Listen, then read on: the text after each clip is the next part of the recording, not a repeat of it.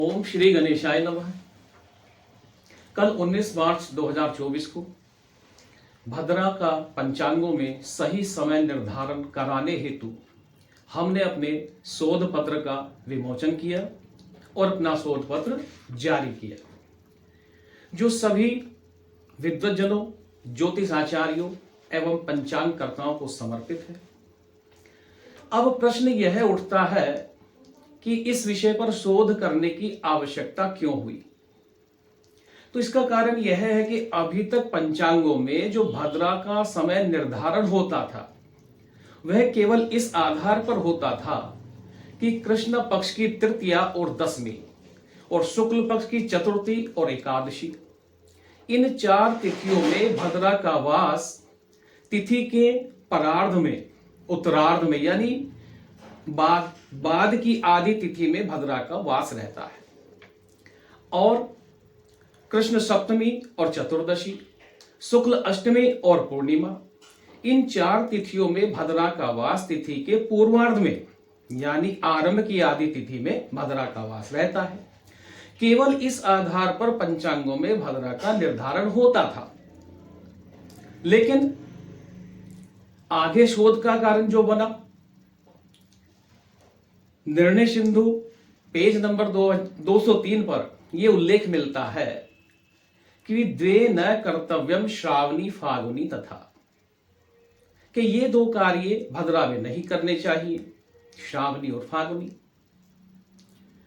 श्रावणी कर्म करने से राजा की मृत्यु होती है और फागुनी ग्राम नगर का दहन कर देती है। धर्म सिंधु में पेज नंबर 35 पर यह उल्लेख मिलता है कि श्रावणी अथवा फागुनी ये दोनों पूर्णिमा पूर्व विद्या ही ग्रहण करनी चाहिए, यानी आरंभ की पूर्णिमा ही ग्रहण करनी चाहिए।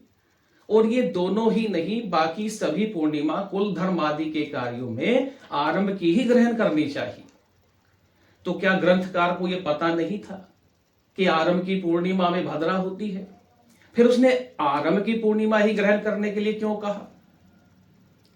अब किसी एक ग्रंथ को सही कहने के लिए किसी दूसरे को गलत नहीं कहा जा सकता। दोनों सही हैं, लेकिन दोनों में सामंजस्यता कैसे बैठे, दोनों में मत भिन्नता को दूर कैसे किया जाए, मत ऐक्यता को कैसे लाया जाए, यही कारण हमारे शोध का मुख्य कारण बना। और शोध करने के उपरांत जो तथ्य हमारे सामने आए हैं, तो वे निकल करके आए हैं कि दोनों ही ग्रंथों में कहे गए वाक्य सत्य हैं। पूर्णिमा पूर्व विद्या ही ग्रहण करनी है और भद्रा भी नहीं होनी चाहिए। तो शोध के उपरांत जो भद्रा का समय निर्धारण निकला है वो यही निकला है कि केवल कृष्ण चतुर्दशी में ही भद्रा आरंभ के 4 पहरों में वास करती है और केवल शुक्ल चतुर्थी में ही बाद के 4 पहरों में भद्रा वास करती है। बाकी 6 तिथियों में जो भद्रा का समय होता है वो केवल 8 घड़ी का होता है, 3 घंटे 12 मिनट का होता है। अब किस तिथि में भद्रा का ये 8 घड़ी का समय कब आरंभ होता है, कब समाप्त होता है, इसका भी विस्तृत व्याख्यान हमने अपने शोध पत्र में दिया है। शुक्ल अष्टमी को प्रथम पहर की अंतिम 3 घटी और दूसरे पहर की प्रथम 5 घटी, केवल इन 8 घटियों में भद्रा का वास होता है।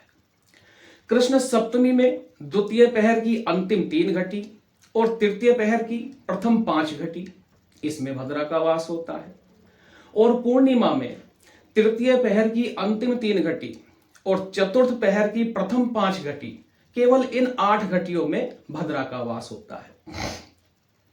शुक्ल एकादशी में पंचम पहर की अंतिम 3 घटी और छठे पहर की प्रथम 5 घटी, इनमें भद्रा का वास होता है।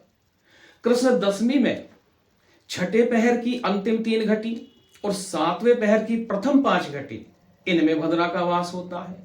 और कृष्ण तृतीया में 7वें पहर की अंतिम 3 घटी और प्रथम पहर की 8वें पहर की प्रथम 5 घटी, केवल इन 8 घटियों में भद्रा का वास होता है। तो उदाहरण के तौर पर हम केवल पूर्णिमा का उदाहरण देते हैं, जैसे श्रावणी अथवा फागुनी पर ही भद्रा का विवाद ज्यादा होता है, अन्य तिथियों पर नहीं होता।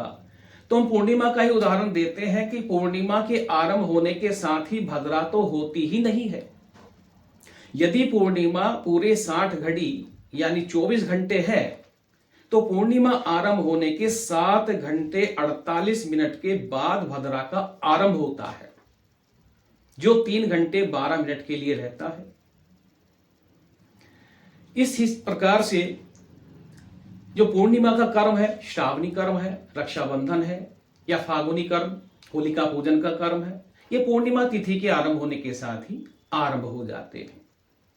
यही हमारा शोध रिपोर्ट मैंने सभी पंचांगकर्ताओं को समर्पित किया है, ताकि आने वाले समय में भद्रा के समय का सही निर्धारण हो सके, आम जनमानस भ्रमित होने से बचे। जय श्री कृष्ण।